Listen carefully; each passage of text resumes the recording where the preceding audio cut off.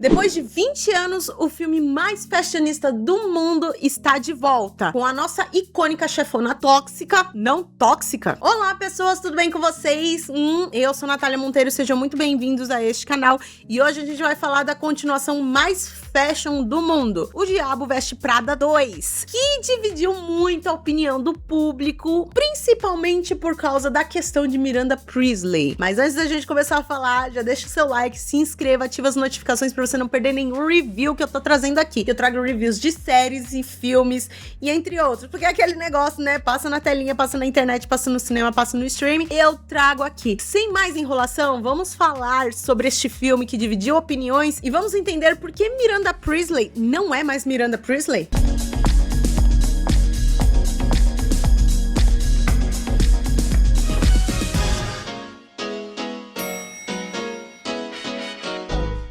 Miranda? Já tava na hora.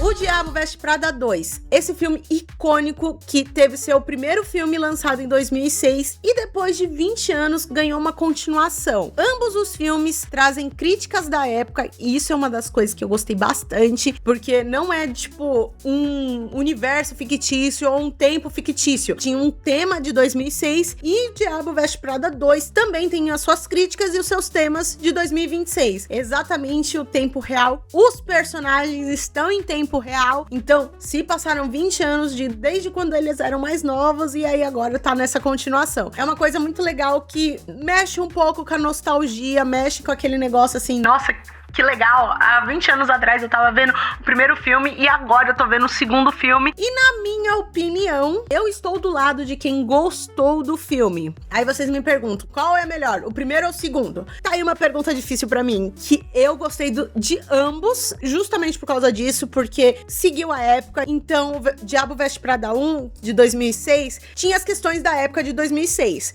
E Diabo Veste Prada 2 tem as questões de 2026. Faz com que a gente se identifique com o filme. Bom, eu pelo menos me identifiquei com o filme porque eu sou uma pessoa que... Não estou. Estou? Aí vem uma pergunta difícil. Eu estou no mercado... Não, no mercado de trabalho eu tô. Mas no meio corporativo é um pouco difícil, né? Porque desde a pandemia eu só trabalho em home office.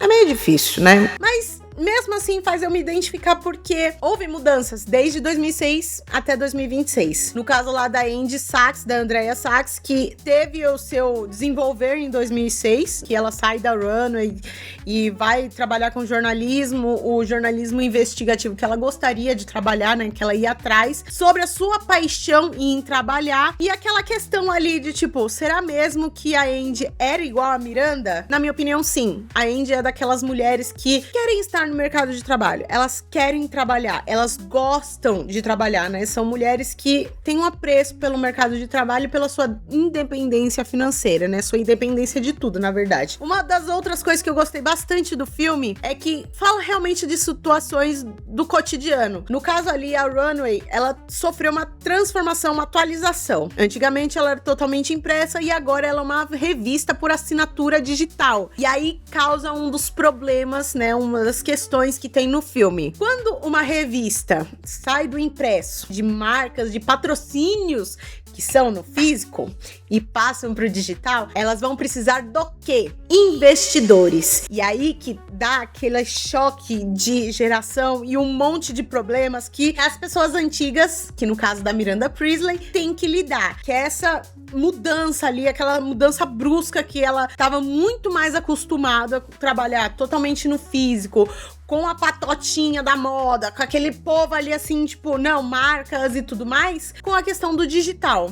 É só isso. E também com aquela coisa que atormenta muitas das empresas, a internet. Andy já estava fazendo isso, já estava entendendo essa situação, trabalhando lá, fazendo umas coisas no blog dela, escrevendo as reportagens dela em sites. Já a Miranda, ela teve que lidar com essa transição brusca. Então, não era só na mão dela, a decisão só não ficava na mão dela. E aí, com isso, se tornando a cara da Runway, ela tinha que se comportar melhor. 2006 era muito difícil difícil a gente descobrir quando um ambiente era tóxico. A gente só sabia se alguém contasse pra gente ou então algum familiar passasse por isso e falava. Já hoje em dia não é bem assim. Hoje em dia a gente tem que tomar muito cuidado, principalmente empresas, né?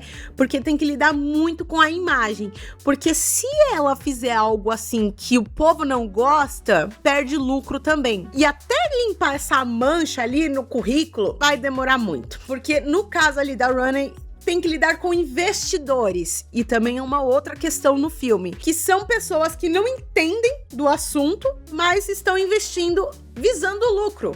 Então, se der merda, dá merda em um monte de coisa. A Runway deixou de ser uma revista que conversava somente com a patotinha delas, com as marcas de modas e tudo mais. E aí agora tem que lidar com investidores, que logo no começo do filme é aquele negócio de apagar incêndio, que a Runway postou uma matéria falando bem de uma marca que promovia trabalho escravo. Teve aquele cancelamento na internet, que nem Miranda Priestley se livra desse bendito do cancelamento da internet. A Andy viu, um monte de gente viu, todo mundo viu, e aí a Miranda tinha que meio que abafar ali, não dava pra ela dar pitaco nem nada, ela tinha que seguir de acordo com o que o povo falava pra ela. Ela não tomava mais a decisão. Então aí a gente vê uma Miranda sem muita força. Eu acho que é uma das coisas que muita gente grande, muitos dos magnatas, dos bambambãs, chefões, teve que lidar com essa questão aí da internet, porque antigamente, como eu disse mais cedo, que a gente só sabia dessas situações tóxicas no ambiente de trabalho quando alguém falava. Hoje em dia, não. Hoje em dia, a gente pega a nossa câmera, nosso celular, faz um exposit na empresa e aí viraliza e dá aquele auê, vira aquele circo, uma bagunça total que pode até mesmo quebrar empresas. A Miranda tá tendo que lidar com este universo. E aí, graças a essa bagunça, que eles contratam a Andy, que teve uma certa fama ali no blog dela, com relações às críticas que ela estava fazendo, as reportagens defendendo assuntos sociais em prol das pessoas. Então, eles acabam recontratando a Andy, né, a Andrea, pra meio que abafar ali os panos, ajudar a melhorar a imagem da Runway. Só preciso ter paciência até você falhar. Vai de metrô, querida. E aí a gente vê uma Running totalmente modificada, onde que Miranda Priestley não é mais a Miranda Priestley, tem que ter as suas ressalvas justamente por causa do ano que estamos, né? Hoje em dia as pessoas não aceitam trabalhar, não aceitam ser maltratadas, não aceitam engolir sapo assim de graça. Engole sapo, não vamos ser hipócritas, engolem sapo sim, mas não da mesma forma que 2006. Hoje em dia a gente... Cansei. Vai engolindo, aí tem uma hora que a gente se cansa e fala, pô. Olha a língua. E aí arranja outro lugar. E também tem aquela questão, né, dos selos, de um ambiente bom pra se trabalhar, tudo. É aquela briga, né? A empresa tem que ser um lugar legal para as pessoas quererem trabalhar e as pessoas têm que ter aquela imagem boa, aquele desempenho bom, aquele conhecimento bom pra poder trabalhar. Então, acaba virando uma via de mão dupla. Não só aquilo lá, tipo, é a empresa, se você quiser trabalhar aqui, beleza. Se não quiser, tem quem queira. E aí a gente também se vê com outras situações, com questão a Emily. A Emily acaba indo trabalhar na Dior, de acordo lá com a Miranda, e também numa situação ali que tem no filme, né? E aí ela tá se desenvolvendo, e pra ela não passar a Miranda, porque também tem aquela questão de idade, a Miranda acaba fazendo a Emily ir trabalhar na Dior. Tem aquela cena ali lá da reunião que a Miranda fica quieta. E até a Andy acha estranho que a Miranda não tá falando nada com relação ao que a Emily está falando, e ela tá quieta. Tem uma hora que ela até dá um pito, né, na Andy, falando que tem certos momentos que ela tem que ficar quieta e tem certos momentos que ela pode falar. Então, por mais que a Miranda seja uma pessoa antiga ali, ela entende muito bem o jogo. Ela entende aonde que ela tem que falar, onde que ela tem que ficar quieta, onde que ela precisa se mover, onde que ela não precisa se mover. Por mais que ela tenha os jeitos dela, ela entendeu muito bem o jogo que tá jogando ali, né? Relações públicas e entre outras coisas. Apesar de ter aquelas coisinhas, aquelas situações, né, no filme, como na situação lá do evento da Runway que vai ter em Milão, né, o desfile, e aí ela não consegue falar que as modelos são plus size, ela chama mesmo de... E aí, a assistente número 1 dela chega e fala, não, essa cena foi maravilhosa, gente. Aí ela fica, não, Não pode, não. Então, tipo, a assistente número 1 dela, além de ser uma assistente, acaba se tornando as relações públicas dela, meio que travando a Miranda pra não falar mais tranqueira e perder mais investidores. E graças a essa polêmica, aí vem a questão dos bilionários, que não tem nada a ver com o assunto, que não entende merda nenhuma do assunto da empresa, mas querem investir.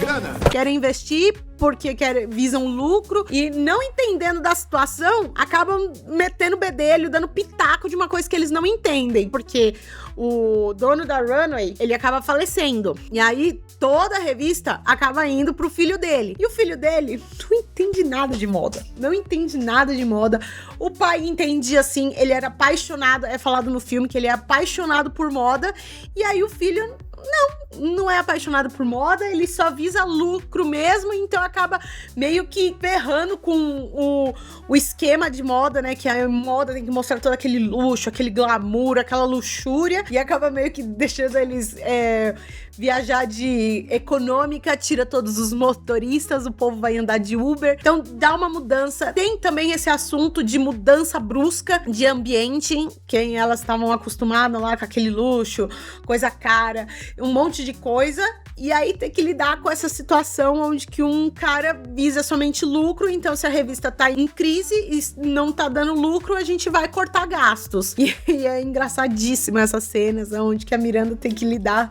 com a classe econômica, não pode ter mais motorista e tudo mais, vai ter que pegar táxi igual todos os outros. E aí dá aquela situação onde que tem sempre uma missão impossível. Como a Runway tá em crise, aí eles precisam de matérias bombásticas, matérias chocantes que façam que as pessoas se interessam a ler, né? E não cancelem a assinatura da revista. Por mais que a Andy escreva, fale questões sociais, tudo, entenda mais sobre a moda, né? Porque você vê no filme que ela ainda mantém algumas coisas da moda, né? Ela entende de moda e dentro da Runway, novamente, ela acaba se aprofundando cada vez mais. Também no caso do Nigel, no caso da Emily, e aí a gente tem aquele plot no filme que é a Emily sendo a vilã.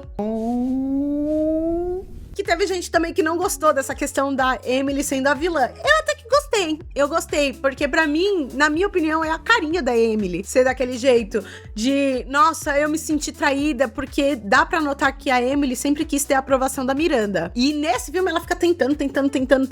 Já que ela não tem aprovação, então eu vou ser a Miranda Priestley na Runway. Tanto é que ela tá casada, né? Ela não tá casada, ela namora um ricaço, um bilionário, e aí ele acaba comprando a Runway pra ela. Não chega a finalizar a compra, né? Porque senão não ia ter aquele desfecho que teve no filme, mas tem aquela questão de quando a Andy faz a missão impossível dela, que é conseguir uma matéria com uma estilista ferradona, que não dava entrevista pra ninguém e tudo mais, pra poder salvar a imagem da Runway, o investidor tava pensando em vender a revista pra alguém que queira ali, que vá fazer outras coisas, que vai trazer coisa nova, assuntos novos. A Andy consegue a entrevista com a estilista lá, um primeiro ponto, primeiro desafio ali, primeira crise resolvida, e agora vamos tentar resolver a próxima crise, que é o cara tentar vender a Runway pra alguém que não sabe. Inicialmente, elas não sabem. Aí depois, elas descobrem que é o cara que tá namorando, que é noivo da Emily, que compra a revista pra ela. E aí, vendo que o negócio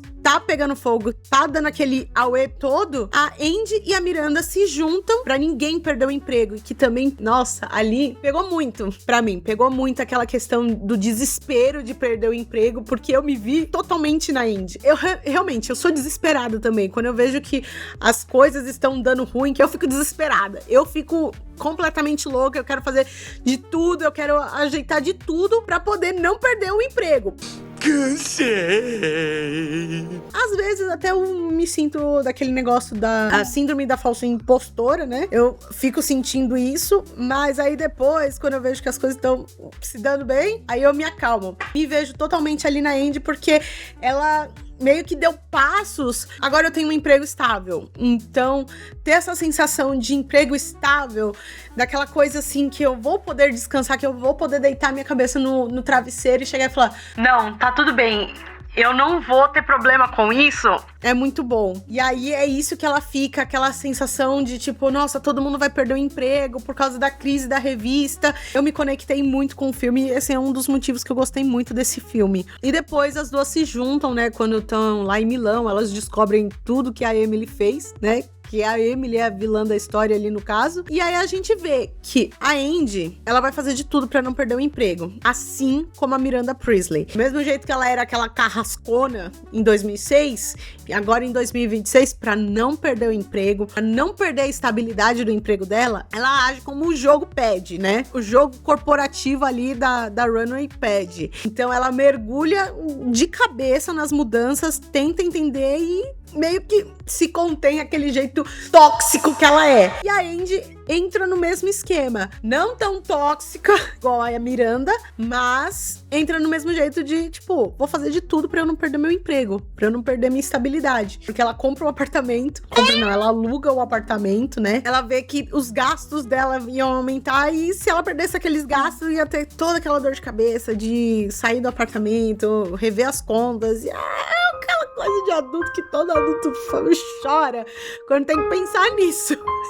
A gente se identifica. Quem tá no meio corporativo, quem tá trabalhando se identifica e isso faz com que a gente goste do filme. E aí no final de tudo, claro, dá tudo bem, a gente descobre que o Nigel mexeu os pauzinhos dele pra contratar a Andy, que, gente, meio corporativo, o mundo, o mercado de trabalho é isso, contatos, network. Quanto mais network você tem, mais estável você vai ficar. Isso eu aprendi com esse filme, que realmente, a gente precisa de network se a gente quer se desenvolver bem no mercado de trabalho. Nos dias atuais, não sei como que vai ser daqui 20 anos e entre outras coisas, mas no jogo de agora, você precisa ter um network muito bom, você tem que lidar muito bem com as pessoas, então cuidadinho, pessoas, cuidadinho. Eu indico muito vocês assistirem o Diabo Veste Prada 2, eu sou do time que gostou, teve gente que não gostou justamente por causa dessa questão da Miranda, que aí eu falo, gente, e repito novamente, se passaram 20 anos, você não é a mesma pessoa de 20 anos atrás, você mudou, seus pensamentos mudaram, e você também precisa tomar atitudes que condiz com a época, principalmente se você tá trabalhando. Teve essa evolução, e é mostrado isso, como tudo no filme mostrou uma evolução, que era de um esquema, que era de um jeito, tais pessoas tomavam tais decisões, e aí depois, nesse salto de 20 anos, mudou tudo. Não são mais as mesmas pessoas que tomam as decisões ali da moda, não são mais as mesmas pessoas que investem, não são mais o mesmo jogo que se joga nos dias de hoje. Então, a gente precisa entender essa questão do mercado de trabalho, do meio corporativo, que realmente é um jogo. Me vejo obrigado a concordar com o palestrinha. Então é isso, gente. Espero que vocês tenham gostado desse vídeo. Deixa aí nos comentários se vocês já assistiram Diabo Veste Prada 2. Quero saber, vamos comentar, vamos conversar o que vocês se identificaram, o que vocês não gostaram, o que vocês gostaram. Então deixa aí nos comentários que eu quero saber. Me siga nas redes sociais, que eu tô sempre conversando com vocês e também vou mostrando qual é o próximo vídeo que eu vou trazendo aqui, qual é o próximo review que eu vou trazendo aqui. Então me siga nas redes sociais que tá aparecendo aqui na tela, pra você me ajudar esse canal a crescer e a gente alcançar mais pessoas. Já deixa o seu like, se inscreva, ativa as notificações pra você não perder nada e envia esse vídeo pra alguém que também gosta de Diabo Veste Prada e também já assistiu e precisa entender como que funciona certas coisas hoje em dia. Compartilhe esse vídeo pra esse seu amigo. E é isso, gente. Muito obrigada pelo acesso. Um beijo, até a próxima. Tchau, tchau.